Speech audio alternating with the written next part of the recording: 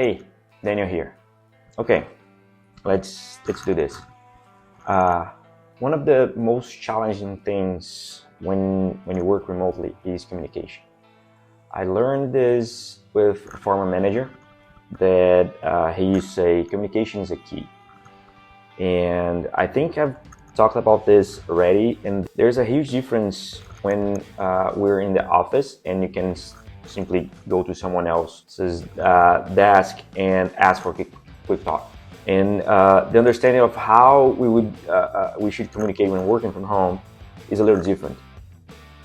There's some details that we're gonna cover, and this is we're gonna talk about today in today's episode. You probably already read the title.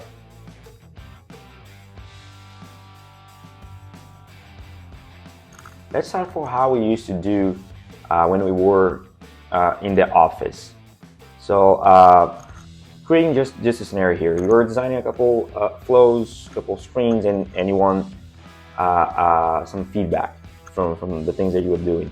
And what did you do? So you can do a couple different things, right? So you could send a message to someone else, to your manager maybe, and ask for like, hey, do you have like 5 minutes to talk quickly? Can I go to your desk right now and show something that I'm doing? Or hey, can you come to my desk so I can show you something? You could ask for a meeting with the whole team, the whole design team. You could send maybe like a message to another teammate, to maybe someone from the dev team, from the content team, to go and check what you're doing, ask for feedback. You could load the prototype maybe on a device or on your laptop, go around the office and ask for feedback. But like sometimes those things can be, let's say, like intrusive to someone else, right? The biggest advantage of in-person communication is allowing you for those immediate feedback. That's nice. It can make a lot of difference in the team flow, for sure. I do not disagree with that, and help to build like a stronger team bond, right? But on the other hand, in-person communication can have like some downsides.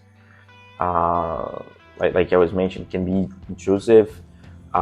It's time-consuming a lot, and costs a lot for the company in terms of meetings. So like, and this is also a passage from Jason Fried from Basecamp book. I think it's on the remote work book, where he say like, if you have 5 people in a meeting for an hour, your company is stopped for 5 hours. Because the meeting, the 1 hour meeting is not 1 full hour. It'll be like around 30-40 minutes. All the rest of the time is setting up, is chit-chatting, small talk, etc. to get the meeting rolling. One other, let's say, like cons of the in-person communication is you can simply break the flow of your team. That thing when you go to someone else's desk, poke that person and say, hey, can I show you something? Sometimes out of the blue, we were like, oh, well, okay, what's happening? Yeah, okay, that's fine, let's do it. But you break that person's flow. And I always hated that. Sometimes when I was working in the office, I was wearing my headphones just to show everyone else that I was like in my zone. I was like focused on something. And that kind of thing sometimes like play against me, because people were like, whoa, okay, to talk with Daniel, we need to send him a message first. Anyways, there's always pros and cons from both sides. Now let's talk about the remote communication side. With the rise of the technology, especially after the pandemic situation, for those who are watching this like in maybe 10 years, back from 2020 and 2021, 22, we had a pandemic situation and everyone else was working remotely. People were forced to work remotely.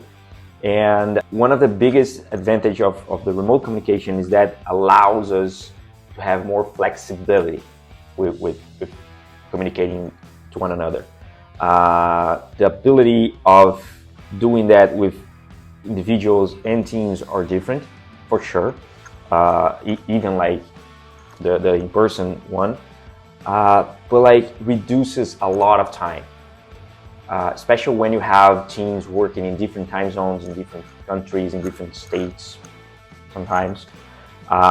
Because imagine if your manager is in a different city, or if you work from another office than the headquarters, to have meetings, to have those kind of things, it was remotely already. And with the addition of Figma, I know Sketch has this nowadays, but like with Figma, you can have everyone from a team working in one file, doing like whiteboard sessions, doing code design sessions, and there's also communication. And to talk about like also the cons of a remote communication, you need to rely heavily on technology. So let's say if you're working, I don't know, from South America country, or in Africa or Asia, Southeast Asia, for example, that maybe your internet connection is not that good, it will be hard to do like a meeting, to do a call. Maybe you have to do the call with your camera off. So those kind of things can play like as a con for the remote communication. And also like the time to get the response. Maybe you send a message on Slack, say, hey, do you have 5 minutes? And that person is already in another meeting. So it will take a while for that person to respond to you and go to that talk. Those kind of things are playing against the remote communication. And there's a lot to take to create those bond, like the team building part when everyone is remote. In conclusion, both in-person and remote communication have its downsides and like pros. It's simply a way to consider the specific needs and goals of each team and each individual. For me, with each client, since I'm working as a freelance, and I always like to start with when I work with a new client, asking about the communication. If it's going to be like either email, Slack, Google Meet, those kind of things, just to establish the boundaries and methods of communication. So whether it's like in person or remote, communicate very often and never forget that, because communication is key. So I hope you can take something out of today's topic, and I see you soon. Bye.